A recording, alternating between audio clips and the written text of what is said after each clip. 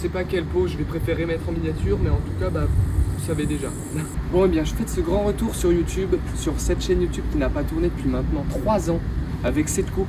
Oui, cette coupe qui est quelque peu discutable, je le conçois. Donc plus sérieusement, je vous présente ce nouveau véhicule. C'est une petite acquisition qui pique un petit peu les fesses, je vous le cache pas, mais dont j'en suis extrêmement fier. Donc sans perdre de temps, je vais vous présenter cette petite Mazda. C'est une MX-5 de 2001, une NB FL, c'est son modèle. En tout, ils en ont sorti 4, bientôt 5. Il y a la NA, celle que vous connaissez, avec les petits phares pop-up toutes mignonnes. Il y a ensuite la NB, et ensuite il y a la NC et la ND. Et donc vous allez me dire, mais si c'est une NB, comment ça NB-FL? Parce qu'elle a le facelift. Donc si je mets en grand angle, la différence se situe visuellement au niveau du pare-choc, c'est-à-dire qu'on a une espèce de pic au niveau ici, juste ici, normalement c'est un peu plus arrondi. Le pic est à peine plus vers l'avant, ça fait un peu plus sportif. Donc moi après, on va pas parler du fait qu'il y a des lamelles un petit peu sportives qui ont été rajoutées.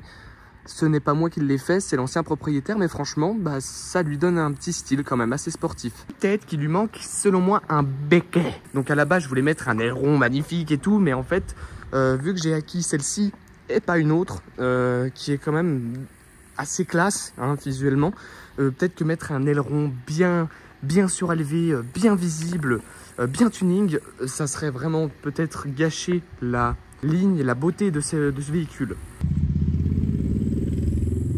Les motos, je peux pas parler sans les motos. Donc question motorisation, et ben je vais vous en parler de suite.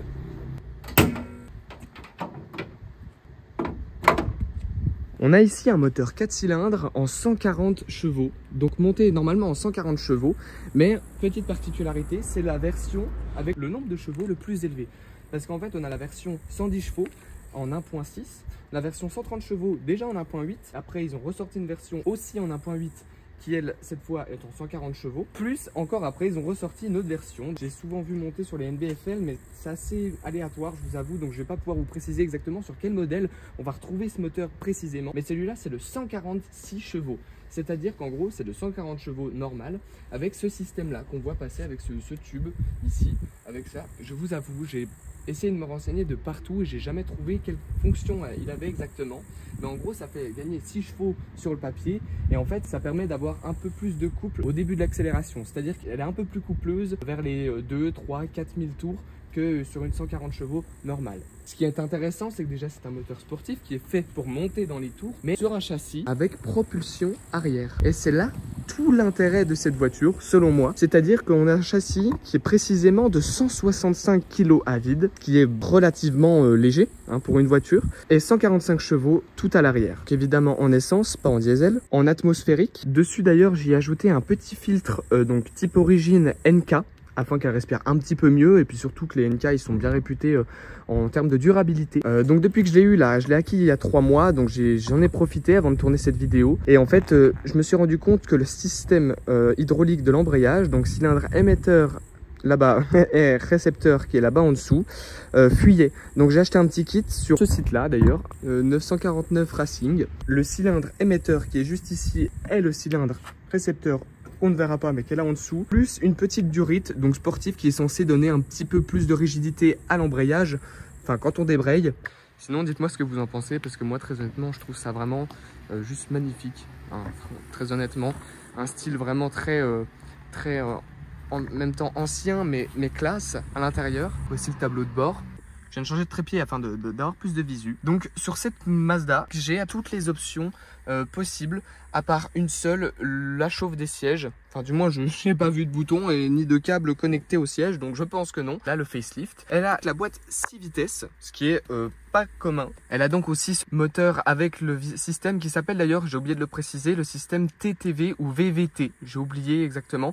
C'est le système là qui donne 6 chevaux en plus et plus d'accélération dès le départ. À l'intérieur on a cet effet avec les plastiques boisés qui donne un effet un peu luxueux autour du cadran, autour des aérations et de la radio.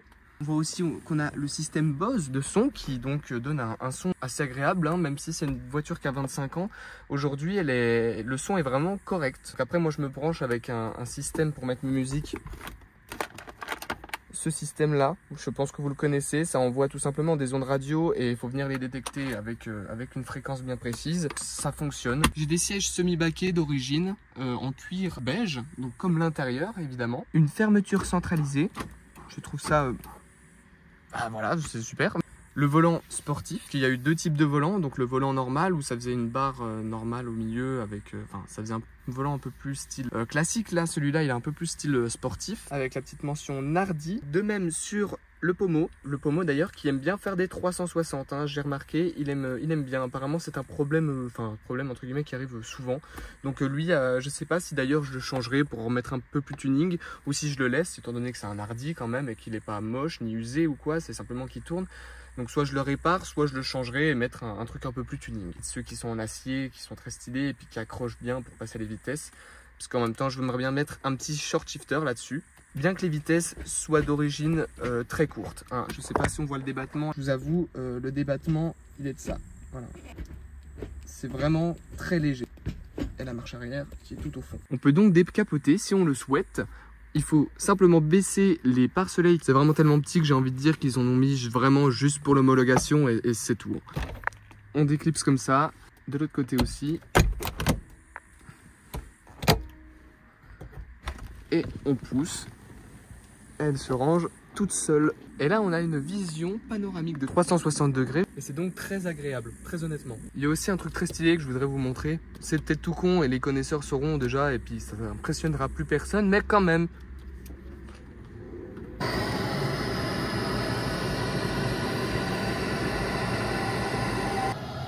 Je vous le présente aussi parce qu'à la base il ne marchait pas, comme beaucoup sur les Mazda, il avait déjà été changé par l'ancien propriétaire et en fait il montait plus tout simplement. Donc j'ai démonté le système qui se situe là en dessous et ça refonctionne correctement.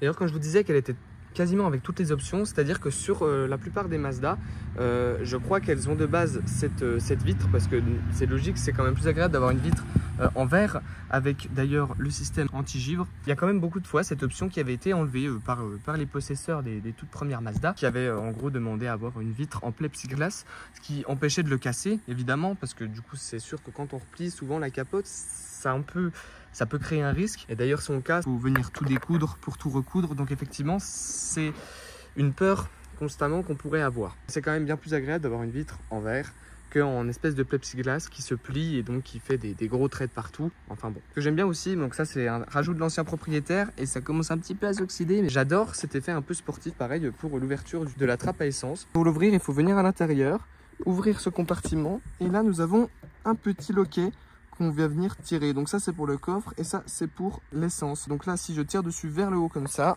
il va se passer ceci. Et c'est donc super stylé. Et c'est donc de même pour le coffre. Tac, le coffre est ouvert. Et à l'intérieur, eh bien j'ai de l'huile de secours, des chiffons et sinon rien d'autre. En dessous cette mousse, ce qui me fait vraiment plaisir, c'est que j'ai encore tout. La vraie jante d'origine qui n'a jamais été montée enfin pas d'origine, mais de secours, qui n'a jamais été montée, elle est là, elle est toujours, elle n'a jamais bougé. On a cette plaque en bois. Aujourd'hui, on ne se voit pas avec une plaque en bois découpée. Donc ça, c'est sûrement pas découpé à la main, mais quand même, une plaque en bois juste pour tenir la barre en métal qui soutient ça et en même temps pour protéger si au cas où on met un truc de dur pour pas que ça abîme non plus. C'est des petits trucs qui me font vraiment rire. Hop.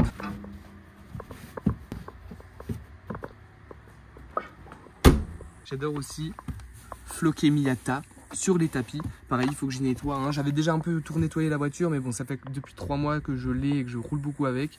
Donc voilà. Donc voilà, après désossements de la voiture, afin de vous la présenter tout en entière. Dans la suite, je vais faire quelques petites modifications, mais pas dans cette vidéo. Désolé, faudra attendre un petit peu. Je vais changer les plaques parce que là, elle est matriculée dans le 42, donc Saint-Étienne. Et moi, je vis dans le Jura, dans le 39, et j'avais envie d'avoir ma région représentée sur mes plaques.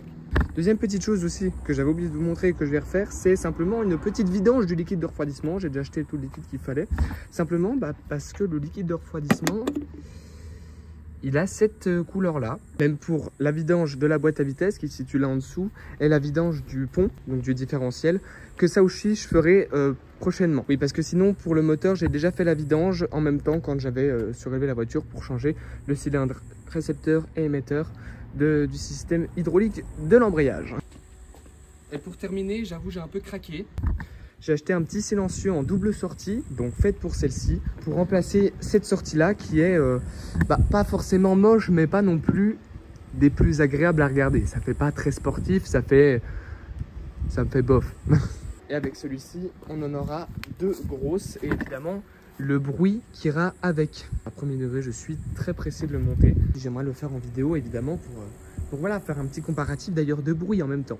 J'ai quand même envie d'en profiter. Je vais mettre des petites lunettes de soleil parce que je vous avoue, je vois rien à cause du soleil. Et une casquette pour être incognito parce que je suis trop reconnu dans la rue, c'est horrible. C'est pas vrai. C'est très utile d'avoir une casquette en décapotable parce que sinon, on n'a plus de cheveux, quoi. Salut!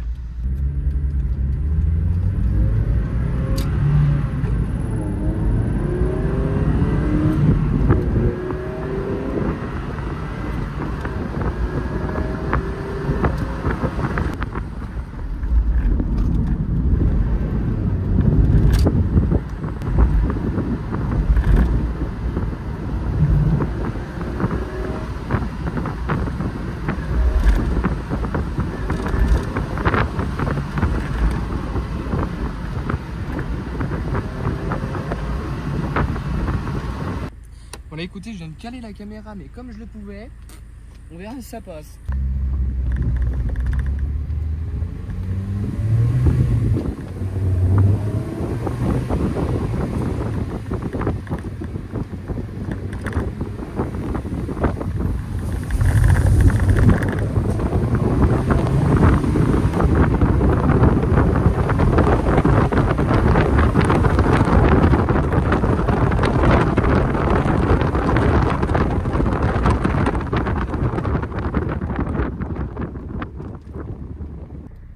Vous le dites à personne.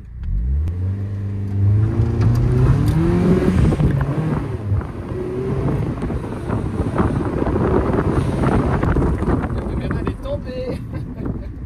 C'est pas drôle.